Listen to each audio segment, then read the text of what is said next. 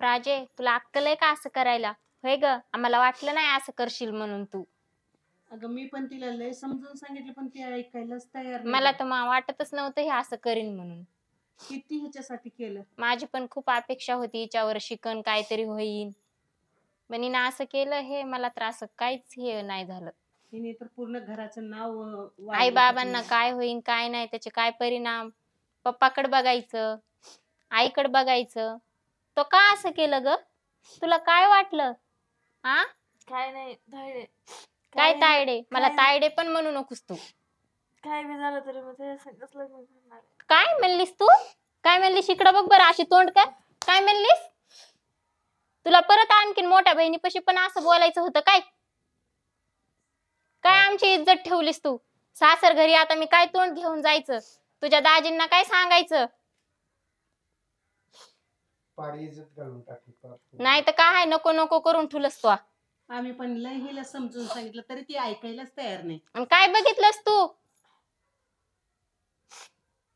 रेती छानते, माल लावते इकडे तिकडे आणि त्याच्यासोबत लग्न करायला निघाली. शिकली असतीस तर काय नाही चांगलं आहे पण काय चांगला आहे तो? काय चांगला आहे ग? काय बघलस तू त्याच्यामध्ये?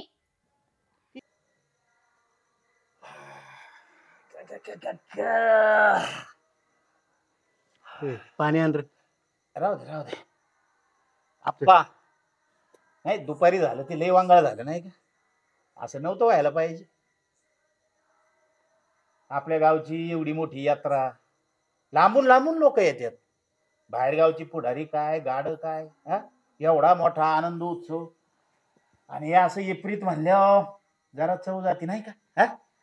सरपंच, तुम्हाला काय वाटतं का? त्या पोरांनी आमची पार इज्जत घालवली. काय करत होती तिथं? आप्पा थोडं शांत व्हा. काय शांत व्हा? अहो असं एकमेक्यावर असं भडकून चालन का? त्या पोराला नाही सांगतात का तुम्हाला? त्याला बी सांगू पण थोडं शांतीने घ्या. अहो त्या लेकरा का बघा, त्या पुरी का बघा. सरपंच मी केलं तर त्याच्या संगच लग्न केलं नाही तर कुणा संगत नाही करणार. काय म्हणले? एक कानाखाली देईन बघ तुझ्या. मावशी आप्पा दोघांना बी जरा समजून घ्या. पोरं का आता बारीक राहिल्यात का? अहो सज्ञान पोरं झाल्यात. उद्या कायदा बी त्यांना पाठीराखा करीन, पाठिंबा देईन. तुम्ही काय करसान? मी सरपंच आहे, मी काय करीन? काय कुणी करू शकत नाही. मावशी म्हणजे तुम्ही आप्पा सरळ पोरांचं लगीन लावून द्या. अहो सरपंच तुम्ही असं का बोलता? तुम्ही सरपंच आहे म्हणून काही पण बोलायचं का? तसं नाही, गावातलं भांडण गावातच मिटवायचं. एक तर आपल्या गावचं नाव तालुक्यात लय मोठे. म्हणजे तुम्ही सांगता का त्या गौंडीची लग्न लावून दे म्हणून? अरे गौंडी असला म्हणून काय झालं? पोरगा चांगला कमीतोय, बिंदास लगीन लावून द्या. अहो सरपंच तुम्ही तुमच्या मुलीचं गौंड्याशी लग्न लावून द्याल का? अरे असू द्या पण ते पोर चांगले. माझं ऐका. कशावरून तुम्ही म्हणता पोर चांगले? काय काही पण बोलायचं त्याला काय अर्थ आहे का? म्हणजे तुम्ही ऐकणार आहे का नाही? नाही बघू, देतो कंप्लेंट देऊन टाकू. कशाला कंप्लेन बिम्प्लेन? इथंच मिटून घ्या, दोघांचं होईल चांगलं. आम्हाला काही मिटवायचं नाही.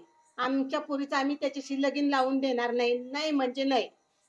मावशी अशी टोकाची भूमिका घेऊन नाही चालत. थोडं समजून घ्यावं लागत आहे. काय सरपंच काय बोलता राव तुम्ही?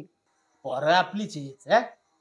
घ्यायचं समजून, टाकायच्या अक्षर त्यांच्या डोक्यावर, व्हायचं मोकळं. बाकी काय काय मावशी काय बोलता राव सरपंच तुम्ही? सरपंच तुम्हाला माहिती आहे का आमच्या घरात काय चाललंय ते? तुम्हाला हात जोडून मिळतो मी निघून जा. थांबू नका त्याची बात. अरे पण जरा ऐका. ठीक काय आहे ऐकायचं? बघा बा तुमची मर्जी. शिल टांगली. देतो आम्ही कंप्लेंट आमची. ठीक आहे हाय चालेल. राम राम सरपंच, जाओ तुम्ही निघा. जाऊ. हे सरपंच तेल टाकायला आलाय, इजाल नाही आला. येतो आप्पा. राम राम. मावशी येतो. पुरी घ्या काळजी घ्या.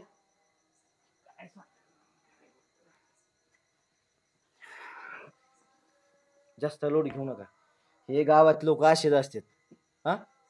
ते विजाला आलाय का तेल टाकायला आलाय मला सांगा तुम्ही. काय माहिती तर. तुला अक्कल आहे का त्याच्या हातात हात घेऊन त्या याच्यावर बसली कुंडावर बसली तिथं. हा मग आमचं प्रेम आहे. तुमचं प्रेम खाल्लं चुलीत तिकडं तुमचं प्रेम. काय झालं त्याच्यात काय गवंडी काम करते ते. अक्कल आहे का तुला. हा, पण ते चांगलं आहे. या साईड तर बापाने तुला शिक्षणासाठी एवढं मोठं केलं का आता. हा ए चल जाऊ नाहीतर वय घरात. खाली देईन तुझ्या.